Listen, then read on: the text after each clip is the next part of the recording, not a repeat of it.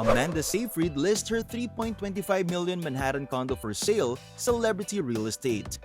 Just fresh from her role as the Silicon Valley's biotech fraudster Elizabeth Holmes in the Dropout, a Hulu limited series, and amid filming the upcoming The Crowded Room, an Apple TV Plus drama anthology, the actress known as Amanda Seyfried just listed her former Manhattan home for $3.25 million just after selling a townhouse in West Hollywood for $1.9 million last year.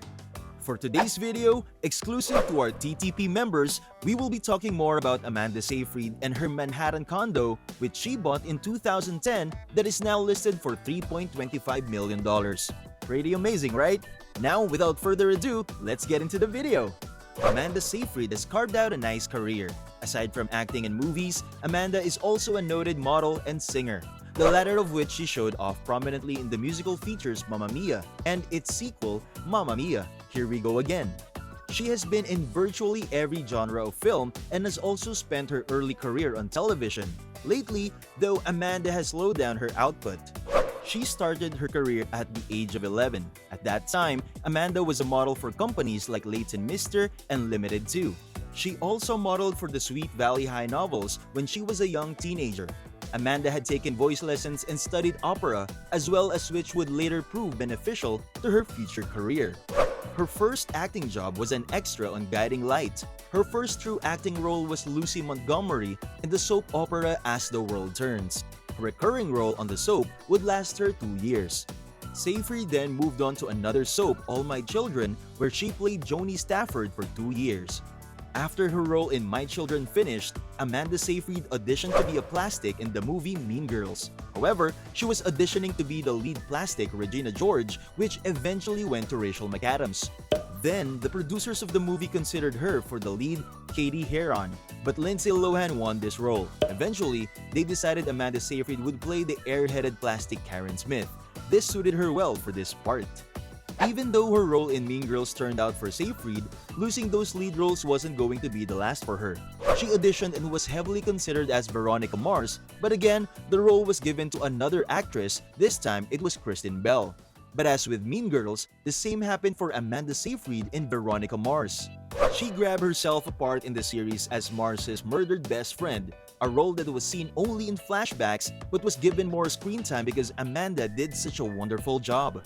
While she started in Veronica Mars, Amanda Seyfried was also seen on some TV series such as House, Wildfire, CSI Crime Scene Investigation, and more.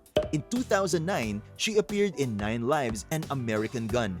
She reprised her role as Linda Lovelace in the 2011 film Alpha Dog. Amanda Seyfried was becoming a recognizable actress, but her role in HBO's show Big Love is what helped her gain fame. Acting as Sarah Henriksen in Big Love, Seyfried was the daughter of a Mormon family who was struggling with her family's polygamous faith. This series was a hit for HBO, and Seyfried won that she held onto for 4 years. However, Amanda Seyfried decided to leave the show before the 5th season premiere as she wanted to further concentrate on her feature film career. Amanda Seyfried was able to explore the film circuit with her schedule on Big Love. She first got a little-known role in Solstice and then a lead role in Mamma Mia, next to Meryl Streep, Colin Firth, and Pierce Brosnan. The film was also a huge hit. In the movie, Seyfried shows off her singing talent, which is released on the movie's soundtrack. She recorded 5 songs for the album.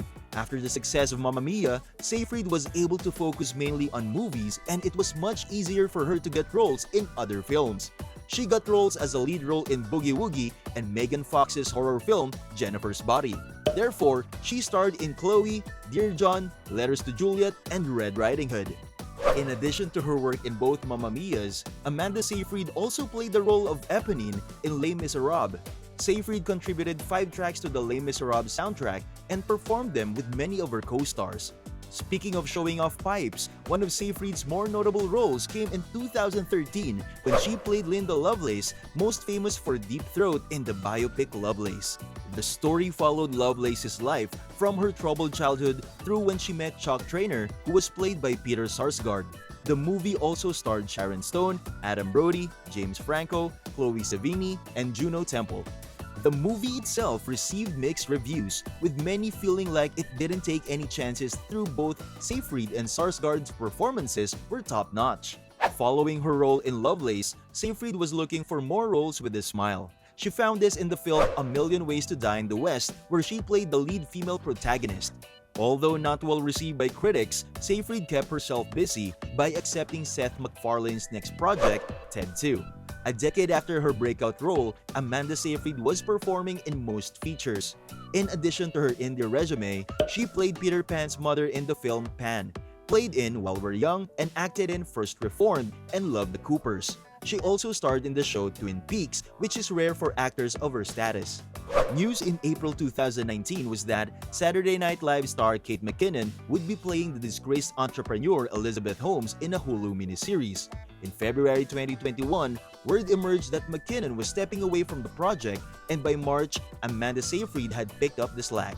Even the cash she's with is pretty impressive. Amanda Seyfried has been working less, but it seems she's happy.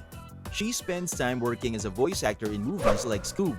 You may see less of her, but she's making a big comeback in the Mac Netflix movie set to release in 2020. She seems happy with her new family, who lives and operates their own farm.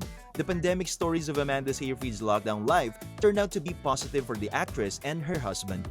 She told a video series that she hasn't been in New York City since November, and it has been wonderful living on an upper New York farm with 2 children, one being born in September 2020. Now, Amanda and her family live upstate, which is close to where her daughter attends school. She also mentioned that she lives on a farm and has always wanted one. The pandemic has allowed them to stay as they don't have to commute into the city. The farm life has made her family stronger. She wakes up to take care of the animals and then starts the day with coffee for herself. Her husband spends time before returning to work taking care of their animals. In a last year's interview, Amanda mentioned that she's still sorting out with her therapist what made her pursue acting in the first place, but she sees a lot of herself in her 3-year-old daughter.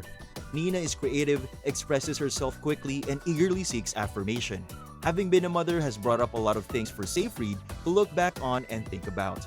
Well, now that she lives in Catskills, things appears differently for her. After the childhood in Allentown, PA, Seyfried was hooked on Laurel and Hardy comedies and classics like Nosferatu. She would go to New York City for filming episodes of As the World Turns and All My Children. Some actresses take too long to get their first breakthrough credit. Seyfried got her first movie role in Mean Girls. When Seyfried was growing up, she knew she wanted to act. She loved the attention and liked making people feel something. So when she was young, she used all of herself in every role. Maybe that's because her big eyes make you believe that she's feeling something. Seyfried's performance with the camera makes it easy for you to believe in her. However, she has not been able to piece together why this was. Now that we basically have the timeline of Amanda's career, it's time to move on to her Manhattan condo. In 2010, the 24-year-old Amanda Seyfried purchased a condo in the newly renovated Devonshire House building. The unit had a $1.87 million asking price, and the actress paid $1.9 million to buy it. It's easy to see why she wanted to buy this apartment because according to Street Easy, the cost of similar units in the same building range from $2 million to $5 million, depending on their layout size.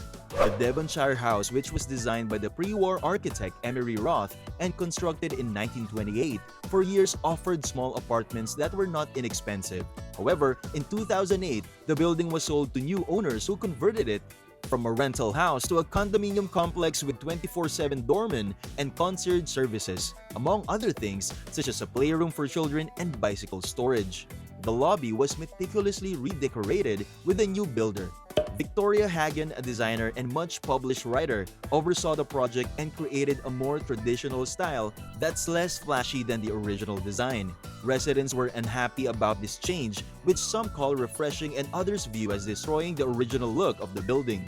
In March of 2010, Amanda Seyfried told Vanity Fair magazine she took certain silly romantic comedy roles in order to be able to afford to buy an apartment in New York, and the Greenwich Village apartment she suffered through letters to Juliet to buy measures just over 1,500 square feet. Although we find the location of the laundry rooms to be an entrance hall and not very convenient for the traffic hub, we like how the apartment is open from the front to back with large windows letting more light into the traffic hub. Typically, the actress is not down with having the kitchen as a room. We don't want to look at our toaster during dinner, and we don't want to have dirty pots and pans on display when we're eating. Kitchen dining room. Nevertheless, this kitchen works in this apartment because even though it's open, it feels discreetly tucked away from the living room. If anything is worse than the damn dishwasher during dessert, it's trying to relax in the living room when looking directly at dirty dishes in the sink. Anyway, the two bedrooms are sufficiently separated with corridors that share only one short wall. Even that is buffered by a couple of closets.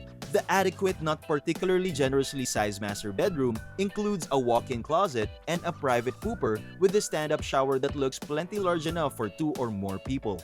In at least one interview, Amanda mentioned that she was making some renovations to her new apartment. It's unknown whether any of Victoria Hagen's handiwork still exists or has been ripped out for improvements. Whatever the case, it's a lovely first multi-million-dollar apartment for a sophisticated young actress in a swank location on Greenwich Village, Gold Coast. Even though it's a smaller apartment than the one Miss Seyfried chose and not as a central of a location, we're a sucker for a small terrace with views of the Hudson. Since the Mean Girls and Mamma Mia actress purchased the Greenwich Village condo in 2010 for over $1.9 million, she's gotten married to stage and screen actor Thomas Sadoski and had a couple of kids. She and her family have also moved uptown to a 1,700 square foot penthouse atop a storied Upper West Side building which was quietly acquired almost 3 years ago for about $2.5 million. This could probably be why they're now selling the condo. Nonetheless, Seyfried should also make a nice profit on the place as she bought it for a little over $1.9 million and now she's asking for $3.25 million. As mentioned, this condo is 1,600 square feet and has 2 bedrooms and 2 bathrooms which are of high quality. They have been cleared of personal effect and staged for the selling process to provide a professional environment for prospective buyers. The apartment features high-quality finishes, custom moldings, and oak floorboards. It also includes premium appliances and quality fixtures with custom cabinetry. The living room has an incredible fireplace that was constructed in the apartment. It is flanked by shelves with Moroccan-style design qualities that have filigree screens.